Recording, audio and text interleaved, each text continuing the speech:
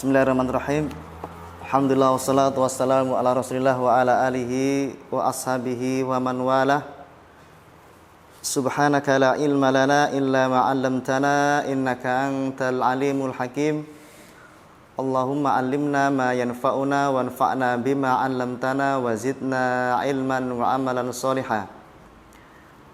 Insyaallah pada kesempatan kali ini kita akan melanjutkan mentasrif fi'il thulathi, ya, mentasrif fi'il thulathi al-mujarrad yang masih asli.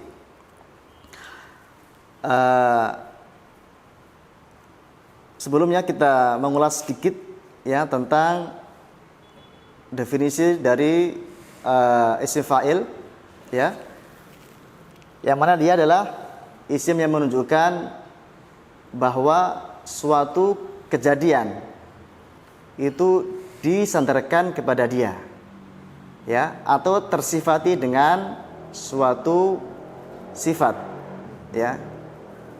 Baik, itu adalah isim fa'il. Seperti doribun, maka dorbun memukul itu kita sandarkan kepada dia, sehingga kita artikan yang memukul, doribun, ya, dialah yang melakukan suatu perbuatan tadi, doribun. Baik. Kemudian nanti ketika disusun dalam suatu kalimat, maka isim fa'il bisa menjadi maf'ul bih, bisa menjadi fa'il, bisa menjadi mubtada dan sebagainya. Tidak semestinya isim fa'il menjadi fa'il. Naam, dia fa'il dari fi'ilnya, ya. Dari dharaba dia fa'ilnya, dia yang melakukannya, ya. Ketika nanti disusun dalam kalimat, maka dia menjadi objek juga bisa, seperti darabtu dhariban. Maka dhariban isim fa'il, akan tapi kedudukannya dia sebagai maf'ulun bih. Baik. Kemudian kalau isim maf'ul, dia adalah isim yang mana suatu kejadian, suatu perbuatan ditimpakan kepada dia, ya, dikenai suatu perbuatan. Itu adalah isim maf'ul, ya. Dia dikenai suatu perbuatan dari fiilnya. Misalkan doroba madrubun, maka madrubun menunjukkan yang mana dorbun tadi itu ditimpakan kepada dia, ya, sehingga dikatakan isim maf'ul yang dikenai suatu pekerjaan, yang dikenai suatu perbuatan, ya, perbuatan, atau dia dikatakan maf'ul. Nah, maf'ul dalam satu kata dari dorbun, ya. Tapi nanti di dalam susunan kalimat tidak semestinya dia menjadi maf'ul bih, ya. Karena nanti dia bisa menjadi apa? Menjadi fa'il. Seperti ja'a madrubun, telah dipukul, telah datang orang yang dipukul. Di sini madrubun, ya, itu sebagai maf'ul bih. Dia sebagai apa? Sebagai fa'il. Meskipun secara arti madrubun itu perkataan dorbun, memukul, itu dikenakan kepada dia. Tetapi ketika disusun dalam satu kalimat, maka dia menjadi fa'il dari fi'il ja'a, ya, dari fa'il dari fi'il, jadi fa'il dari fi'il ja'a. Baik. Baik.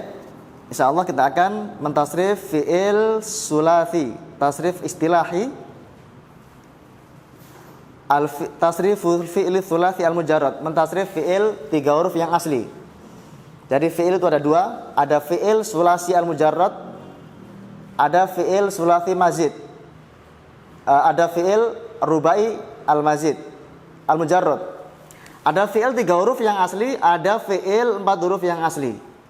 Nah, dan nanti dalam fi'il mazid thulathi, dalam fi'il mujarrad nanti ada fi'il thulathi yang mazid. Di dalam fi'il rubai nanti ada rubai al-mazid. Nah, sekarang kita akan mentasrif fi'il thulathi yang mujarrad dulu, yang masih asli, ya. Di sini ada 6 wazan. Ada apa? 6 wazan. Ada wazannya fa'ala yaf'ulu, ada wazannya fa'ala yaf'ilu, kemudian ada wazannya fa'ala yaf'alu, kemudian fa'ila yaf'alu, kemudian fa'ila, tadi fa'ala yaf'alu, kemudian fa'ila yaf'ilu, kemudian fa'ila yaf'alu, dan yang terakhir adalah yang keenam fa'ula yaf'ulu. Jadi ada 6. Baik. Sekarang kita masuk ke pembahasan yang bab awal fa'ala yaf'ulu. Fa'ala yaf'ulu. Fa'ala artinya telah berbuat. Dia fi'il madhi. Fa'ala adalah fi'il madhi, artinya telah berbuat. Baik.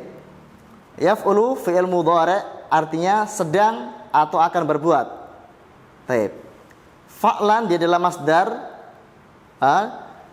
yang punya arti berbuat atau perbuatan. Kemudian fa'ilun isim fa'il artinya yang melakukan.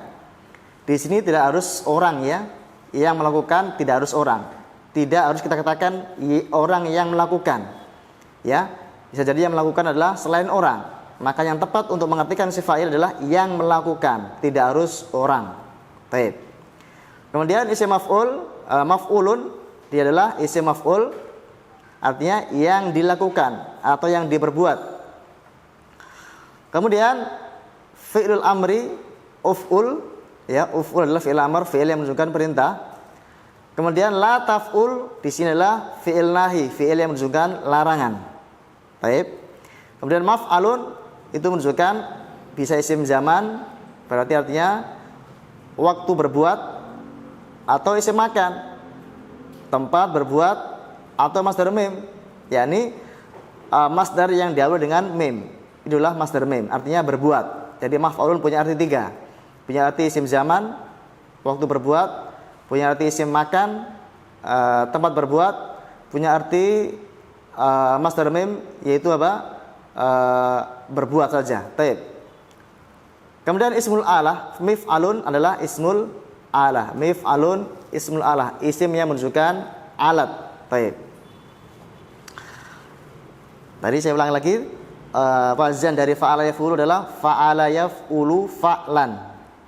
Fa'ilun maf'ulun uf'ul, la taf'ul maf'alun mif'alun. Fa'ala yaf'ulu fa'lan, fa'ilun maf'ulun uf'ul, la taf'ul maf'alun mif'alun. Baik. Fa'ala yaf'ulu fa'lan, fa'ilun maf'ulun uf'ul, la taf'ul maf'alun mif'alun. Dan kemudian untuk wazan masdar, maka bagi fi'il yang 3 huruf itu tidak ada wazan atau pola yang tetap harus fa'lan, ya. Dia bersifat sama'i. Maksudnya dia masdar yang 3 huruf, dari fi'il 3 huruf itu kita mengikuti bagaimana mereka orang Arab mereka membuat masdar. Ketika mereka membuat suatu masdar, misalkan dari akala, ketika mereka bilang akalan, aklan, maka kita tidak boleh membuat masdar yang lain, ya. Maka sifatnya sama'i. Atau sajadah, dari sajadah menjadi sujudan, kita nggak boleh bilang sajdan, misalkan seperti itu. Jadi masdar yang dari fi'il 3 huruf itu bersifat sama'i, tidak ada patokan yang tetap atau khusus. Tidak ada wazan atau pola yang khusus bagi masdar dari fi'il thulathi al-mujarrad. Baik. Sekarang kita akan tasrif fi'il sahih, ya, yang senada dengan fa'ala yaf'ulu, yaitu nasara.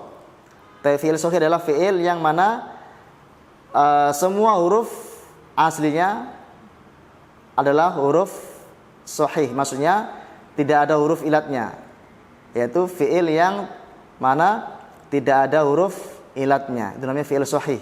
Baik. Yang mana kemarin kita jelaskan bahwasanya huruf ilat adalah alif wawu ya. Nah, ketika suatu fi'il tidak ada alifnya, wawunya, ya-nya, maka dia dikatakan fi'il sahih. Baik. Contohnya nasara. Nah, nasara punya arti menolong. Baik. Nasara menolong. Kalau dikatakan nasara berarti telah menolong. Yansuru sedang menolong. Nasron kita artikan menolong saja tanpa terkait dengan waktu, karena dia adalah masdar, ya. Masdar persis dengan fi'il. Bedanya kalau fi'il terkait dengan waktu, tapi kalau masdar dia tidak ada waktunya, tidak ada telah, tidak ada sedang, dan tidak ada akan datang. Baik. Kemudian nasirun artinya yang menolong. Yang menolong, tidak harus orang, ya. Tidak harus dikatakan orang yang menolong, itu salah, ya, salah. Yang tepat adalah yang menolong, karena yang menolong nggak harus orang, bisa Allah, ya, bisa malaikat, ya, bisa makhluk yang lain menolong. Tidak harus orang. Taib. Mansurun artinya yang ditolong. Yang ditolong pun sama, tidak mengharuskan orang yang ditolong, tidak. Bisa selain manusia, ya. Taib. Kemudian mansurun, unsur artinya tolonglah, ya, tolonglah. Kemudian la tansur, janganlah menolong. Mansurun dia isim zaman, isim makan, masdar mim. Mansurun waktu menolong atau tempat menolong atau menolong saja kalau dia masdar mim. Kemudian min sorun dia adalah isim alat. Baik. Dan isim alat pun sifatnya sama'i. Cuma kenapa kita harus mentasrif sampai min sorun? Maka ulama menjelaskan untuk memudahkan saja dalam mentasrif, karena isim alat pun sifatnya sama'i, kita tidak bisa membuat sendiri. Baik. Cuma kita tasrif biar mudah dalam mentasrif. Kemudian baik. Nasara tadi masdarnya nasron. Kemudian untuk dakhala masdarnya dukhulan, artinya masuk. Jadi dakhala masdarnya apa? Dukhulan. Baik. Dakhala yadkhulu dukhulan, dakhilun madkhulun, udkhul la tadkhul, madkhulun midkhulun. Dakhala telah masuk, yadkhulu sedang masuk, dukhulan masuk, ya. Kemudian dakhilun yang masuk, madkhulun yang dimasuki, udkhul masuklah. Baik. Madkhulun yang dimasuki, udkhul masuklah, la tadkhul jangan masuk. Madkhulun waktu tempat masuk atau masuk saja. Kemudian midkhulun alat masuk. Baik. Sekarang kharaja artinya keluar. Dan kharaja masdarnya khurujan. Kharaja masdarnya khurujan. Baik, khurujan berarti di situ ada wawu. Ketika domah saya panjangkan berarti setelah domah ada wawu. Ketika ya saya panjangkan berarti setelah ketika kasroh saya panjangkan berarti setelahnya ada ya, sukun. Ketika ketika fathah saya panjangkan berarti setelahnya ada alif. Nah, khurujan berarti situ ada wawu setelah ro. Khurujan. Baik. Kharaja yakhruju khurujan, kharijun makhrujun, ukhruj la takhruj makhrajun mikhrajun. Nah, kharaja telah keluar, yakhruju sedang atau akan keluar, kharijun yang keluar, makhrujun. Baik, kharijun. Baik, kharijun yang keluar, khurujan tadi keluar saja, makhrujun yang dikeluarkan. Kemudian ukhruj keluarlah, la takhruj jangan keluar, makhrajun waktu atau tempat keluar atau keluar saja, mikhrajun alat keluar. Tapi sekarang kataba. Kataba yang telah menulis. Kataba telah menulis. Baik. Kataba, baik, masdarnya bisa katban, bisa kitaban, bisa kitabatan. Ada 3, ya. Itu yang saya tahu. Seandainya ada yang lain pun nggak masalah. Yang masdar adalah katban atau kitaban atau kitabatan. Baik. Kataba yaktubu katban au kitaban au kitabatan. Katibun maktubun, uktub la taktub maktabun miktabun. Baik. Sekarang qatala. Baik. Qatala bermakna membunuh. Nah, qatala. Baik. Tapi pun bisa bermakna melaknat, ya. Seperti firman Allah, kutilal kharrasun, kutila ashabul ukhdud. Nah, bisa bermakna melaknat. Baik. Secara umum dia punya mana apa? Punya mana membunuh. Qatala dia masdarnya qatlan. Baik. Qatala yaqtulu qatlan, qatilun maqtulun, uqtul la taqtul, maqtalun miqtalun. Tapi di sini ingat jangan sampai mengatakan maqtalun miqtalun. Ya, walaupun setelahnya adalah huruf tebal, qaf, ya. Sehingga jangan sampai setelah huruf tebal dibuat tebal lagi, yaitu taknya jadi to. Karena kebanyakan ketika para thalibul ilmi, para tulabul ilmi, mereka mentasrif ketika sampai maqtalun mereka bilang maqtalun. Kemudian miqtalun menjadi miqtalun. Nah, ini adalah salah, ya. Jangan sampai dijadikan tak menjadi to. Baik, sekarang kafaro. Kafaro itu punya arti apa? Mengingkari, mengingkari. Tapi asal dari makna kafaro artinya adalah menutupi. Artinya menutupi, ya. Sehingga di dalam surat di dalam surat Muhammad kalau nggak salah, ya, Allah mengatakan yu'jibul kuffara nabatuhu. Yu'jibul kuffara nabatuhu. Ya, tanaman itu mengherankan kufar. Kufar ini jamak dari kafir. Tapi ingat, jangan diartikan orang-orang kafir. Di sini diartikan kufar artinya adalah yang menutupi. Maksudnya apa? Di sini adalah para petani. Para petani. Yu'jibul kuffar. Kufar di sini adalah orang-orang yang menutupi. Tapi dalam ayat ini maksudnya apa? Para petani. Kenapa para petani dikatakan kufar? Kenapa seorang petani dikatakan apa? Kafir. Karena seorang petani dia menutupi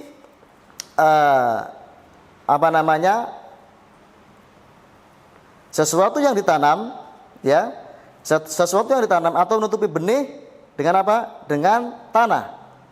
Sehingga dikatakan kafir. Sebagaimana orang kafir menutupi, ya, fitrah dia dengan kekufuran. Harusnya dia mukmin, dia adalah mengakui Allah, ya, sebagaimana Rasulullah mengatakan, bersabda, kullu mauludin yuladu alal fitrah fa abawahu yuhawidanihi au yunassiranihi au yumajjisanihi. Setiap anak kecil itu dilahirkan dalam keadaan fitrah. Maksudnya apa? Dalam keadaan mengakui Allah sebagai Tuhannya, sebagai sesembahannya. Akan tapi kata Rasulullah, maka kedua orang tuanya lah yang menjadikan dia Majusi, ya, atau menjadikan dia Nasrani, atau dia menjadikan anak tersebut menjadi apa? Yahudi. Baik. Kembali ke mana asal kafaro. Asalnya adalah apa? Menutupi. Baik. Kemudian diartikan apa? Mengingkari. Kenapa? Karena orang kafir itu menutupi keimanan, ya, dengan mengingkari adanya Allah Subhanahu wa taala, dengan kekufuran. Baik, menutupi. Makanya ada istilah apa? Ada istilah kufur nikmat. Sehingga perempuan itu kenapa mereka banyak yang masuk neraka? Ya, maka Rasulullah mengatakan karena mereka apa? Kufrul asyir, yaitu sering mengingkari hasil dari jerih payah atau kebaikan suaminya. Sehingga mereka banyak yang menjadi penghuni neraka. Mereka kufrul nikmah, kufrul asyir, ya, sering mengingkari kebaikan suaminya. Baik.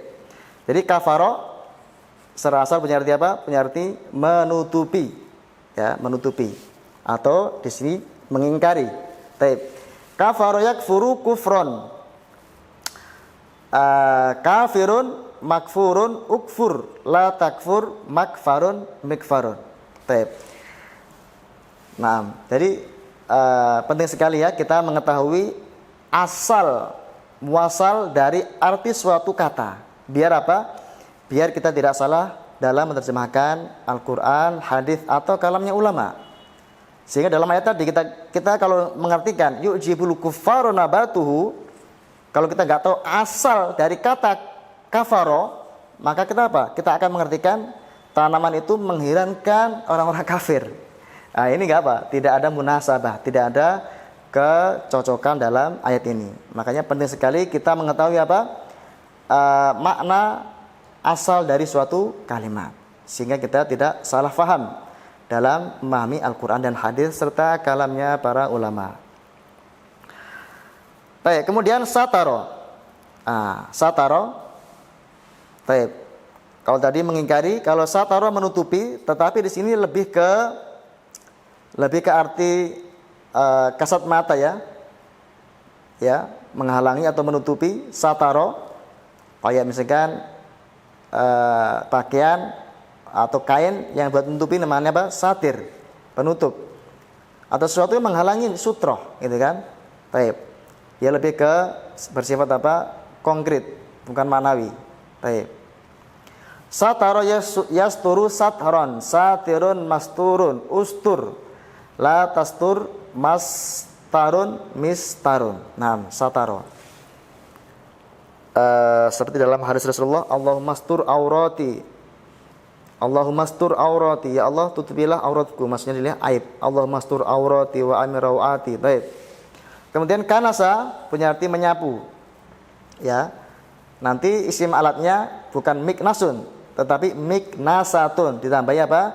Tak marbutoh di akhirnya. Baik. Karena tadi saya katakan bahwasanya isim alat adalah bersifat sama'i. Baik. Karena saya knusu kansan kanisun maknusun uknus la taknus maknasun miknasatun. Baik. Nah, kemudian rozaqo. Baik, rozaqo bermakna memberi rezeki. Nanti masdarnya adalah rozkon, bukan diskon. Nah, kalau rozkon itu masdarnya, itu perbuatan memberi rezeki. Dan kalau rizkon itu rezekinya. Jadi kalau rozkon dengan menfathah roknya punya arti perbuatannya. Dengan mengkasroh roknya punya arti bendanya yang dijadikan rezeki. Yang dijadikan sesuatu yang diberikan sebagai rezeki dengan mengkasroh rok. Jadi kalau rozkon memberi rezeki, perbuatannya, kalau rizkon rezekinya. Baik. Rozako yarzuku rozkon, rozikun marzukun, urzuk la tarzuk marzakun, nah mirzakun. Baik. Nanti kalau sifat yang menunjukkan arti sangat memberi rezeki, makanya rozak, sehingga dikatakan rozak dari rozik. Baik. Kemudian rokoda punya arti tidur, ya, sama dengan nama, ya, ini termasuk sinonim. Sebagaimana dalam bahasa Indonesia ada sinonim kata, maka dalam bahasa Arab pun ada sinonim kata. Baik. Rokoda yarkudu rukudan, raqidun marqudun, urqud la tarqud marqadun mirqadun. Nah, marqad ya, dia isim zaman, isim makan atau masdar mim. Seperti firman Ta'ala, man ba'athana min marqadina hadza. Nah, man ba'athana min marqadina dalam surat Yasin. Mereka mengatakan, siapa yang membangkitkan kami dari tempat tidur kami? Maksudnya dari apa? Kuburan. Kemudian darosa masdarnya ada 3, ya. Darosa masdarnya 3, darsan, dirosatan, durusan. Jadi durusan pun bisa jadi masdar, dan durusan pun bisa menjadi jamak dari darsan. Itulah keunikan bahasa Arab, dia sangat luas, ya. Durusan bisa punya arti masdar, punya arti jamak dari darsun, darsan. Baik. Jadi kalau durusan bisa punya makna masdar, bisa punya makna jamak dari darsan. Tapi yang masyhur jamak dari masdar dari darosa adalah darsan atau dirosatan. Baik. Artinya belajar. Nah, darosa ya darusu darsan, dirasatan durusan, darisun madrusun udrus, la tadrus madrasun. Taib, madrasatun. Nah, orang Arab pun mengatakan madrasatun, ya. Nah, orang Arab menambah tak di akhirnya, madrasatun. Kemudian midrasun. Taib. Kemudian terakhir dari fi'il sahih adalah akhadha. Nah, akhadha dia fi'il sahih. Naam. Dia fi'il sahih tapi dia kategori mahmus. Kenapa mahmus? Karena di awalnya ada huruf enggak harus di awal, tidak harus di awal hamzahnya karena hurufnya ada yang berupa huruf hamzah. Itu namanya mahmus. Dan dia kategori sahih. Ya, dia kategori sahih tapi dia masuk bagian yang mahmus, yakni fi'il sahih yang berhuruf yang ada huruf hamzahnya. Baik. Akhadha bermakna mengambil.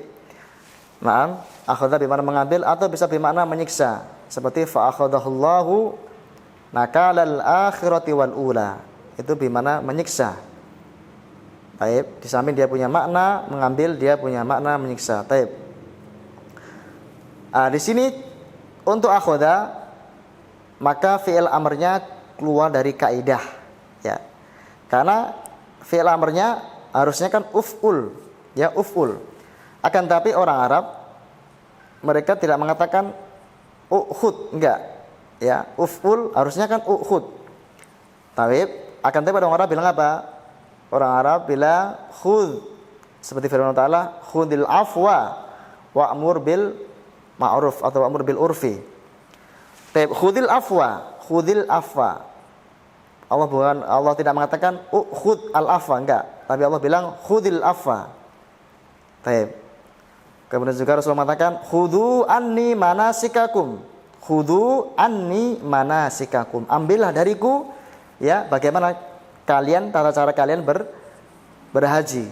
Baik, khudhu. Baik. Kemudian Allah juga mengatakan khud min amwalihim shadaqatan tutahhiruhum wa tuzakkihim. Khud min amwalihim. Allah mengatakan khud. Nah, ketika dia tidak sesuai dengan kaidahnya, harusnya uf'ul, ukhud, dia menjadi khud, maka ini dikatakan syadzun. Syadzun. Apa artinya syadz? Syadz adalah menyelisih kaidah dan bukan bermakna enggak benar-benar. Dia sahih.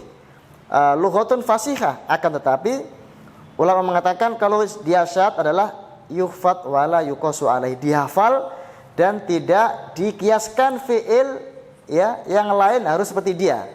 Ya, cukup bagi dia saja yang nanti nadanya khud. Yang senada dengan yang semana dengan dia. Maksudnya yang berhuruf apa? Berhuruf hamzah di awalnya seperti akala, ya kan? Akala sama dengan khud nanti. Kul bukan ukul. Baik, nah. Demikian juga amaro. Amaro mur. Baik. Wa'mur ahlaka. Tapi kalau dikasih huruf sebelumnya umur ya. Tapi kalau dia sendirian mur. Nah. Seperti Rasulullah mengatakan muru auladakum bis-shalah. Perintahlah anak kalian untuk sholat. Nah, baik. Akhadha ya'khudhu akhdhan, akhidun, ma'khudun, khudh, jangan khuz. Ya, banyak salah yang mengatakan ketika khuz. Ya, enggak boleh menghamzahkan, bukan menghamzahkan. Mengatakan za pada dzal. Ya, za sama dza beda. Jangan bilang hadza menjadi haza, akhadha menjadi akhaza. Ini adalah sering terjadi kesalahan. Baik. Naam, khudh, jangan khuz. Khudh, la ta khudh. Ma khudun, mi khudun. Baik. Naam, selesai membahas contoh ya, sesuai dalam kitab ini. Masih banyak, tapi sesuai dengan kitab ini saja. Ya, selesai kita membahas contoh-contoh untuk mentasrif fi'il sahih. Baik.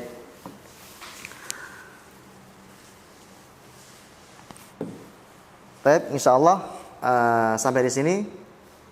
Ya, semoga bermanfaat dan insyaallah kita akan lanjutkan pada pertemuan yang akan datang. Wassallallahu ala nabiyyina Muhammadin wa ala alihi wasallam walhamdulillahirabbil alamin.